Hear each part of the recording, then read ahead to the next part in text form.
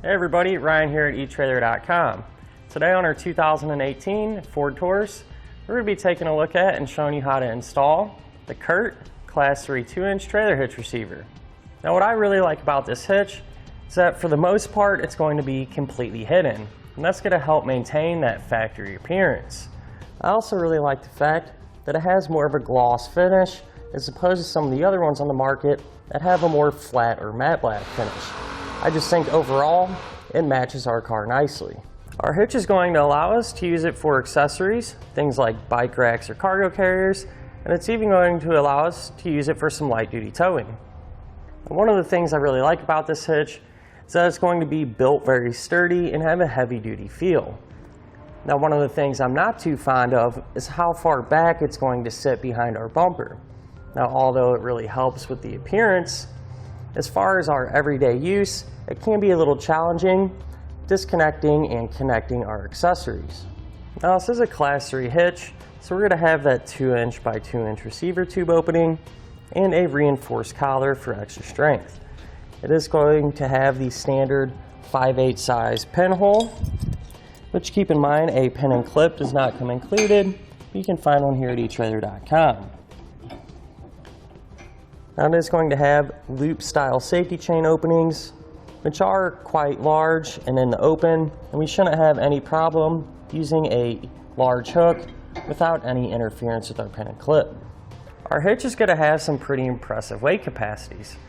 As far as the maximum tongue weight rating goes, that's going to be 400 pounds. So that's going to be the amount of weight pushing down on our hitch. So that's going to be perfect for those 2, 3, or maybe even 4 bicycle racks. As far as the maximum gross trailer weight rating goes, that's going to be 4,000 pounds, or the amount of weight pulling on our hitch. So the weight of your trailer, plus anything you might have on it. Now it is always a good idea to check with your Ford's owner's manual to make sure your Taurus can pull that much weight. Now something I do want to point out, for all non-trailer loads, CURT does require the use of a stabilizer strap. And if you need one of those, you can find it here at Etrailer.com. Now I'm going to give you a couple of measurements. You're going to use these to help you figure out which hitch-mounted accessories to get. From the ground to the top inside edge of our receiver tube opening, that's going to be about 12 inches. You're going to use that to figure out whether you need to get a ball mount with either a drop or a rise. From the center of the hitch pinhole to the edge of our rear bumper, that's about 6.5 inches. You're going to use that measurement to figure out if any folding accessories you might have can be stored in the upright position without contacting the bumper. Now that we went over some of the features, let's go ahead and install a hitch together. Now we're going to need to lower our exhaust down, but before we do that, I like to use a strap and go from one side of the vehicle to the other. That way it has a little bit of support and we can control how fast we lower it down. Now we're going to have to remove 2 rubber exhaust isolators just like this. Now you're going to have one on the driver's side muffler and one that's identical to this setup over on the passenger side. To remove it, I sprayed it down with a little bit of penetrating oil, and that'll help it slide off easier. And then we can just take a pry bar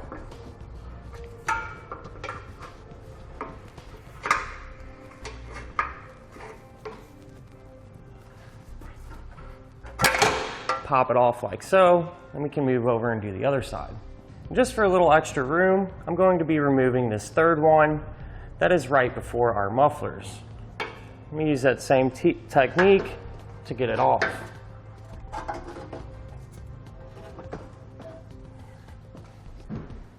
Well, here on the passenger side, we're actually going to have to remove these 2 bolts to completely lower our metal exhaust hanger. I'm going to use an 18mm socket to do that.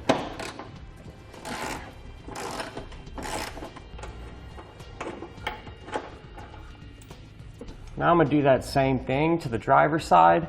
However, the 2 bolts holding this in are going to be a 10mm.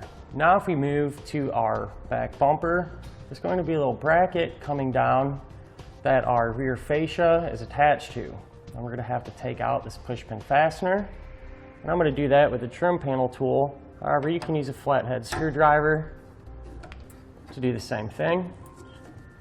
Just kind of work it out.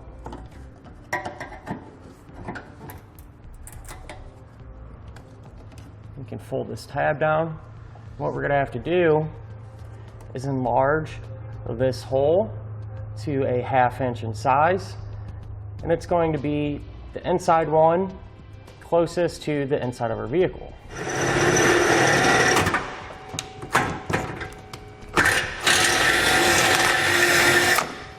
I like to use some clear spray paint to put on that bare metal to help protect that from rusting. Now on the driver's side of our vehicle, we can install our hardware and our attachment points in the frame rail. We're going to first start with this hole right here. What we're going to do is use the fishwire technique to get our hardware to drop out of it. So we'll take the coiled end of our fishwire and feed it through the hole towards the back of the vehicle. We're trying to get it to drop out of this larger hole right here. If it doesn't fall right out, you can reach up into the frame rail and grab it.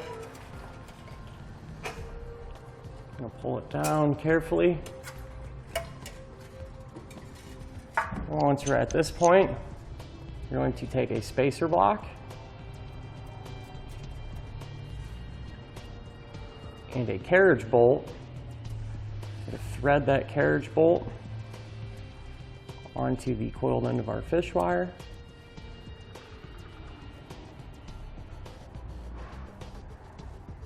And we can push that hardware up through the hole. Pull the other end of our fishwire and drop it down. And for our other access point, which will be this larger hole, we're going to use the reverse fishwire technique. We'll take the coiled end of our wire, put on a spacer block, thread on another carriage bolt. We're just going to feed that hardware up through that hole and pull it back down. Now once we have it like this, what we're going to do is carefully unthread our fishwire.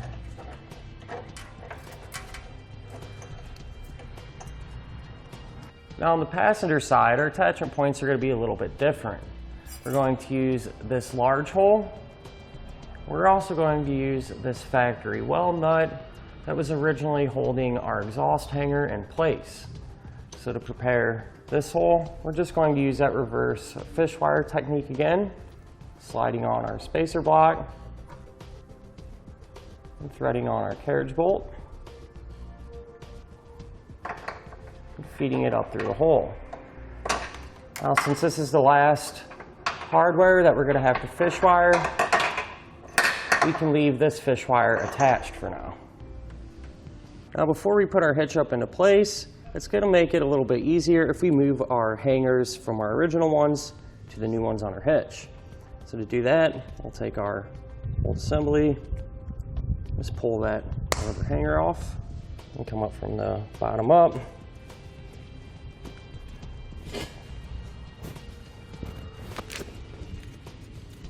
And push it over that hanger just like that. Now a good question many of our customers ask is that once we have the hitch installed, is it going to affect the position of our tailpipe? Well, it doesn't. It's going to sit in that same exact spot. Now with an extra set of hands, we can put our hitch into place over our exhaust. Kind of pull our tabs outward. We can take our fish wire and run that through the corresponding hole. And once we have it through like that, we can remove our fish wire. And we're going to secure it with a flange nut.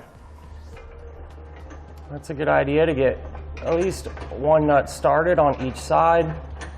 That way the hitch will support itself while we work on the rest of the bolts. Now on the passenger side, the attachment point closest to the front of the vehicle, the hardware that we're going to use is going to be a little bit different. We're going to use a hex bolt and a conical tooth washer. Now you want to make sure that the teeth on the washer are going to face the hitch. So we'll put it on our bolt like this, and then just thread it into that factory weld nut. Now for the attachment points here on our bumper beam, we're going to use a handle nut. We'll slide that over that bracket. Then we're going to connect a hex bolt and a conical tooth washer to that handle nut. We'll slide that up through our hitch.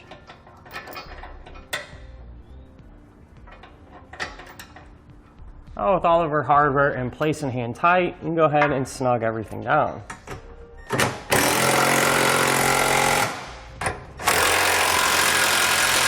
With everything snug, we can then use a torque wrench to torque all of our hardware down to the proper spec.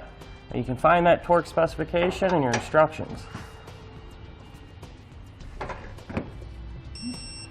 Now we can reinstall our pushpin fasteners through our little bumper bracket. There's actually going to be a pre-drilled hole in our hitch for that. Just line it up and push them back in. So now we can raise our exhaust back into position and slide the mufflers over our rubber hangers.